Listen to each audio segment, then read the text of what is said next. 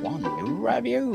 Book one is all about the books that I read for the last 40 years. And today I have my special guests. They are two today, people. They are best-selling authors. They are the author of the book The Simple Road Toward Financial Freedom. And they are Mr. Mark and Mr. Steve. Daniel, thank you for having us on. Welcome to Book 101, both of you. And can you please introduce more about yourself? Sure, I'm Mark Schlippman. I'm a financial advisor in Illinois and Kansas City. And Steve and I met a little over about 5 years ago. And Steve is a retired individual. He'll probably give you more of that information down the road here. But we came together from really just our sons knowing each other through the University of Kansas. And we had a good friendship and had the topic about financial advice and how there's a limited amount of information out there for young graduates. And so after about 6 or 7 months, we decided, hey, let's put our heads together and let's write a book. Yes. Just to add to that, Steve Short. So after I met Mark, it was right around the time my children were graduating from college, and sat down with them and realized firsthand through them and their friends that unfortunately the tools of personal finance are not being taught in school. So as I sat down with my kids, I had a conversation with Mark about it, and he says, I see it all the time. The Gen Z and young professionals are entering the workforce without any personal finance skills, and we need to write a book. And I had recently retired. It was perfect. It's a passion project for both of us. And so that's where the start of the Simple Road Toward Financial Freedom came from. Financial freedom indeed. Both of you, thank you so much for sharing your knowledge and wisdom to the world. And hoping for more and more best-selling books like this to come. So tell us, what inspired you, both of you, to write The Simple Road Toward Financial Freedom? You know, I originally, being a financial advisor by trade, I see a lot. I've seen a lot in the last 28 years, 29 years. And normally, meeting somebody like Steve and developing a relationship, I found out quickly that he had a very expansive knowledge of financial principles and not being in the financial services business. And I would tell him stories about, all across different income brackets, ages, that not everyone shares that same type of knowledge. And he was shocked. And I've given him examples time and time again. And in fact, there was a part of the conversation when I got to really know Steve that if he had a financial advisor, that maybe he should consider doing it himself because his knowledge was so expansive. With that, we both saw that there's a niche. There's a niche of information that people are yearning to get. And they may be people that are a little bit too intimidating to go through the traditional process of meeting with myself. And this is a step-by-step way for people to find their financial freedom. And it's not something that we're advocating a person using a financial advisor. It's getting on the right path to your financial freedom. And most importantly, trying to figure out what your financial freedom is. And I'd say, just adding to that, my background was on the corporate side and having teams and mentoring folks along over 30 years or so. One of the topics that would always come up was personal finance and helping them understand 401ks and enrolling and auto drafting for their 401k and getting company matches. And so it kind of helped as we put our heads together to write the book. Our goal was to make it as simple as possible and kind of just show step by step. And just as Mark says, there's no hidden agenda with it. It's really just arming the young professionals out there with the tools to be able to set themselves up. And we've got a number of examples we could go into later in terms of just how these simple steps can really set them on the path to a lot of future financial success. Mr. Steve, how do you define financial freedom in the context of your book? We really focused on, and we should take a second to, that the book ages by design as we all age. So it starts off with the power of a positive mindset, really believing that you can accomplish things, and then just gets into the basic stuff when somebody's new to the workforce. And then as somebody ages and maybe things get more complicated, as life gets more complicated, as we describe it, which is maybe you've got a mortgage, maybe you've got kids, things like that. And then toward the end of the book, we talk about late in the game. And Mark had countless examples of people that maybe didn't save early, but now that they're late in the game, they can still save. But all of this was written for, when we talk about financial freedom, is really a personal choice. So it's, how do you define your financial freedom? For some people, it's going to be giving money to charity and saving up money so they can give more to something they're passionate about. Other people will want to travel the world. Other people will want to retire at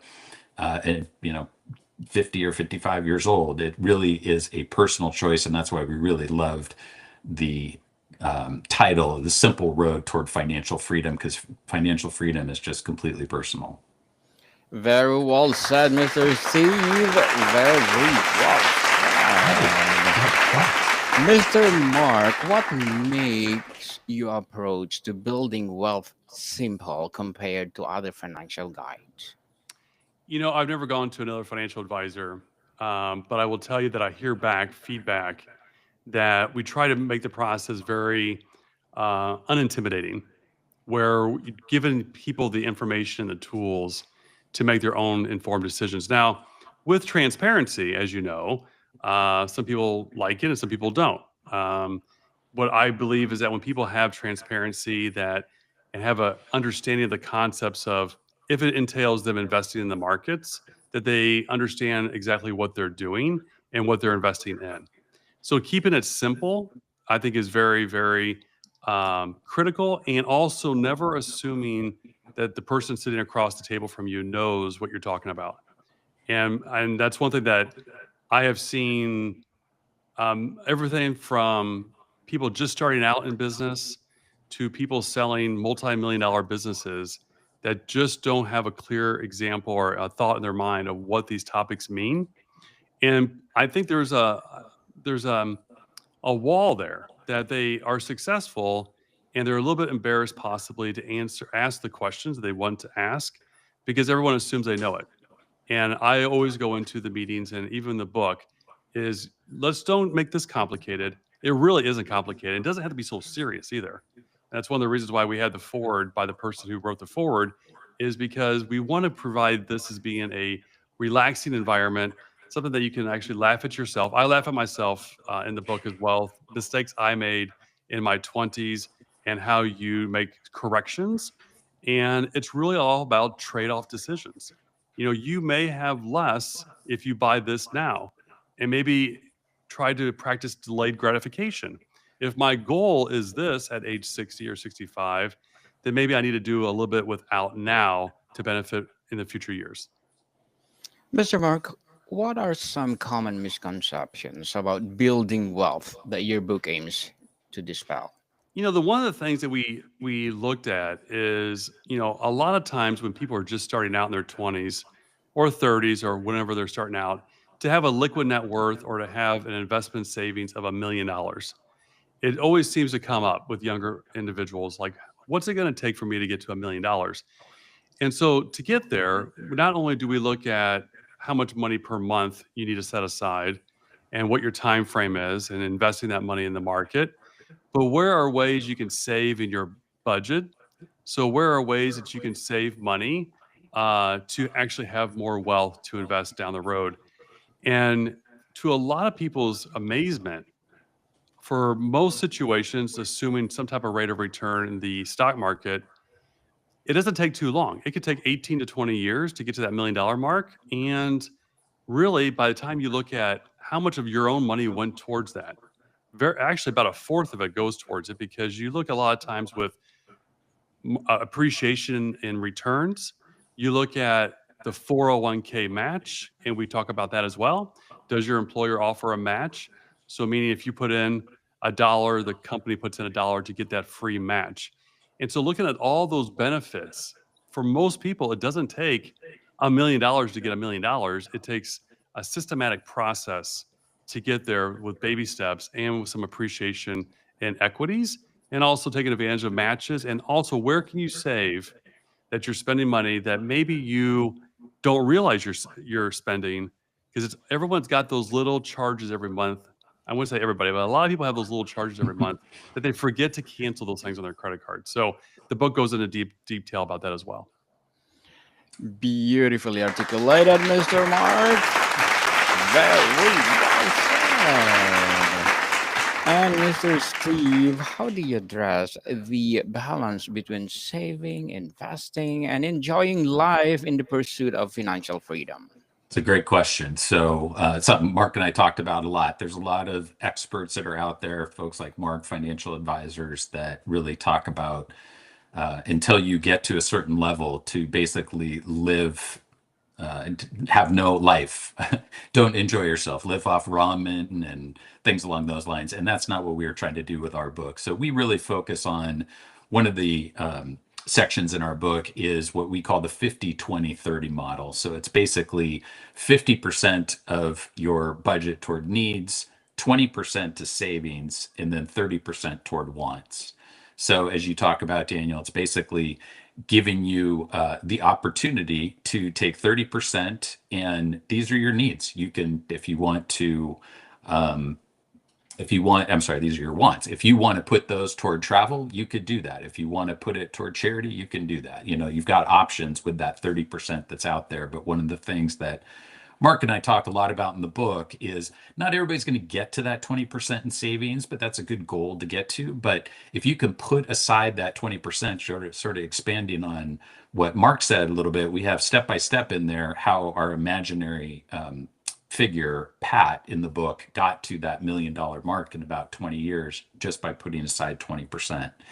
And so it kind of outlines that. But one of the things that we also talk about is everybody's situation is a little bit different. For some people, it may just be that first step getting to 5% towards savings or 10%. But we do think there is a balance that you need to have out there in terms of enjoying life while also setting yourself up for the future.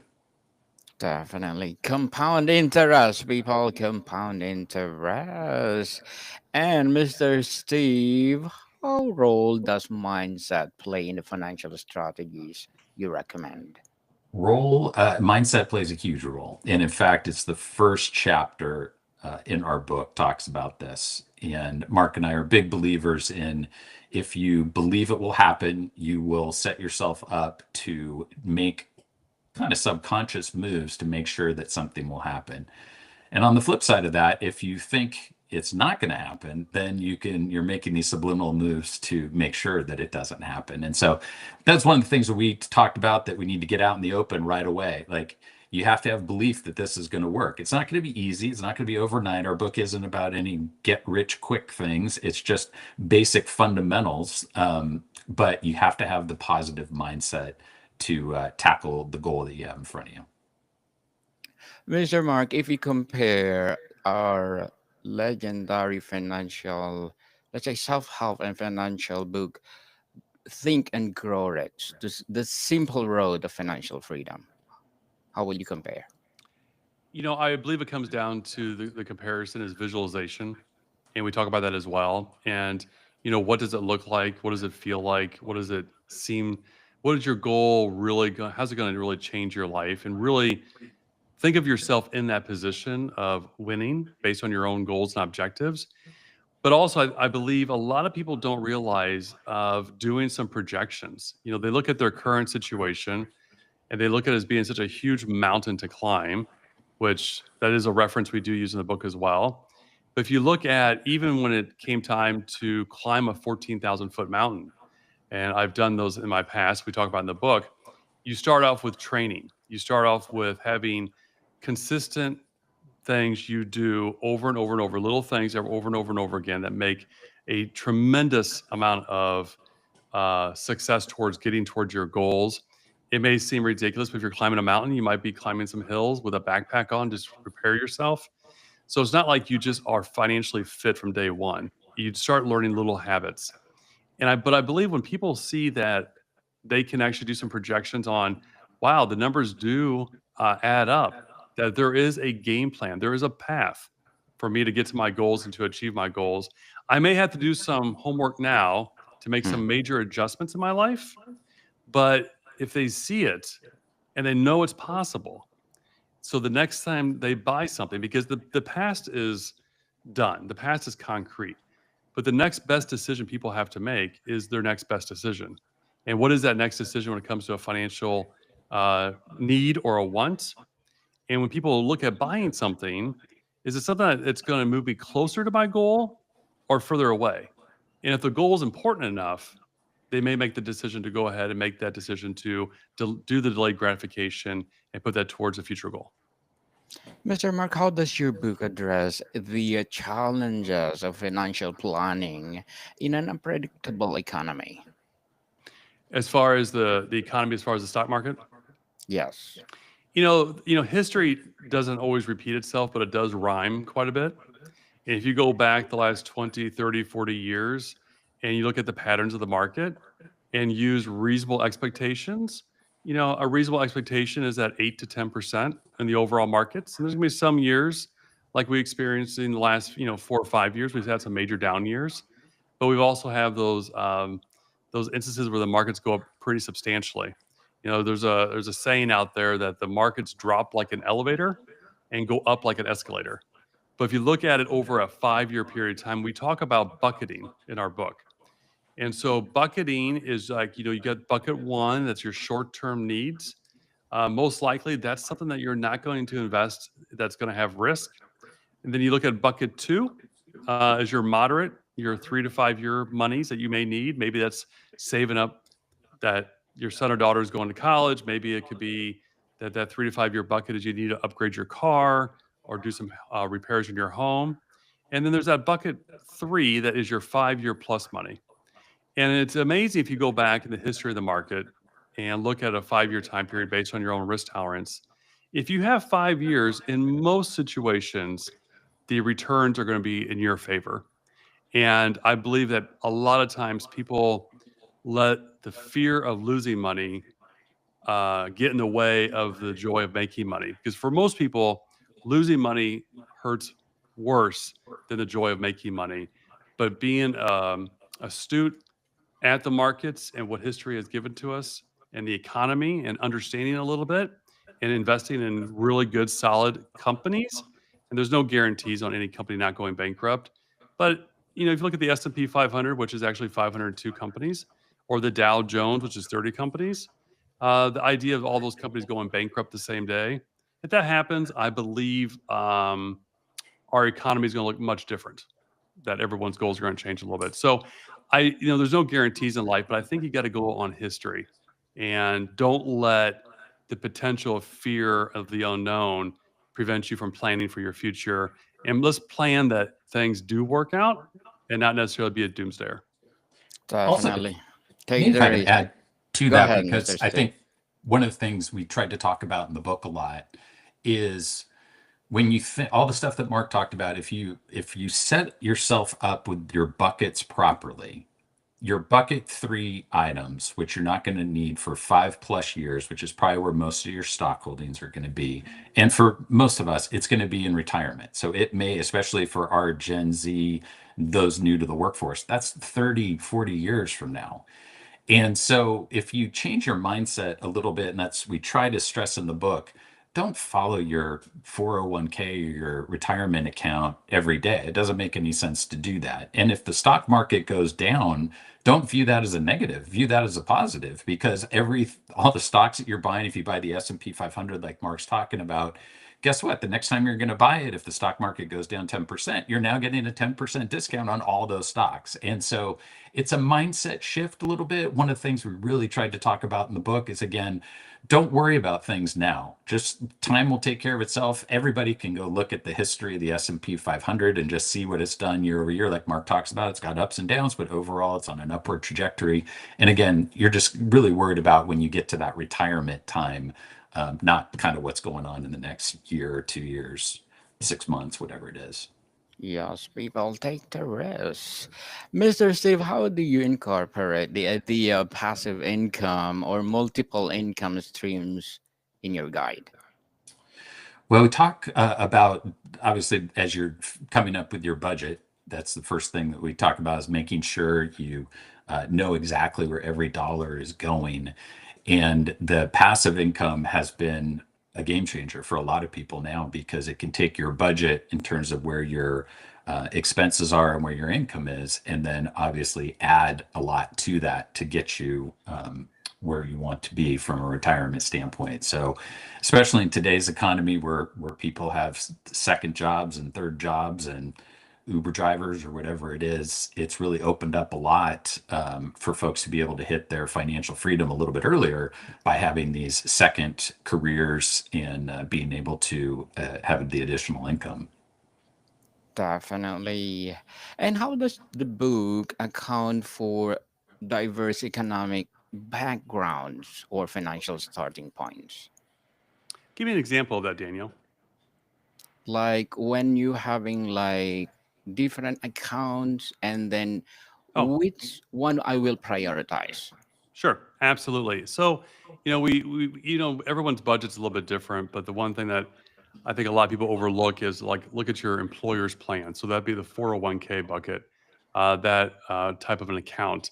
Are you getting the match? And then it gets a little bit deeper in the weeds, and we don't like to confuse things of people thinking they're making the wrong decision if they're putting money into the 401k versus an IRA versus a Roth IRA to a non-retirement account to a SEP IRA. There's so many different types of account types. But once you're getting committed to investing that percentage in the hope of getting to that 20%, starting out, it may just be the 401k. Then it could be expand to an IRA or non-retirement IRA or a non-deductible IRA that can do a conversion to a Roth IRA, and what your tax situation is today. So you're exactly right. Economic backgrounds are different as well. So if you're in a relatively low tax bracket today, does it make sense to get the deduction today or have tax-free money down the road? And between those decisions and also the decision on what to invest in, we do have examples of what to invest to look at considering investing in. We don't like people getting so hung up that they do nothing, that they feel like they're going to make a mistake. And the book tries to keep it simple and get some accumulation going. And then when life gets more complicated, you may need to bring in some more specialists to help you out, depending on what your situation is or your level of comfort. Some people have a level of comfort to managing their own money to a certain threshold. Some people want that second opinion, and that's all down the road. And what the book really focuses on is let's get started. In fact, we spoke to a large group of um, um, employees Employees. from a corporation that managers, and encouraging them all to, hey, if you don't have an account, get started today. Commit to something, and don't think that maybe I can't just do $20 a month or $50 a month or whatever your number is going to be. Get started, and we're going to give you principles on how to get started in the book, direct examples of do-it-yourself type of behavior, but also, hey, here's a checkpoint. We call them STLs. Stop, talk, and listen. What's your STL moment? Do we need to consult with our plan at our employers first and make sure we're maximizing those dollars as well? And so, great question, Danielle. And everyone does have a different economic background as far as what they're paying in taxes, and Yes. also what accounts to fund is part of the chapters we do talk about in the book. Definitely. And before we wrap up our discussion for today, I'm inviting you to please to listen to my other podcast, people. My other podcast, because my abstract essay is already in fifth season, abstract poetry in second season, and my book 101 review in fifth season too. Comedy 101 in second season, and of course, my food 101 in fifth season as well. Geography 101 in fourth season, and my baby podcast, Law 101 and Mental Health 101. Love letters in third season, and Movie 101 review and Music 101 in fourth season, and Science 101 and Sex 101 in its first season. Please You listen to are a them. man of many talents. Thank you so much. Please listen to them wherever you listen your podcast. So both of you, what is the one key takeaway you hope every reader gains from the simple road toward financial freedom? Mark, you want to go My first? advice would be to get started. To get the book, read it, and get started on a game plan. That's a great one. I will not repeat it. I have two actually. One is we also talk about in the book as Mark alluded to, these STL moments, there are times where you definitely need to talk to a professional in certain life stages, and we outline those things in the book. I would say one other quick note is a portion of every book sale that we do also goes to support Cancer for College, which is a charity near and dear to our heart, but it provides need-based college scholarships to cancer survivors. So just a quick little plug on that.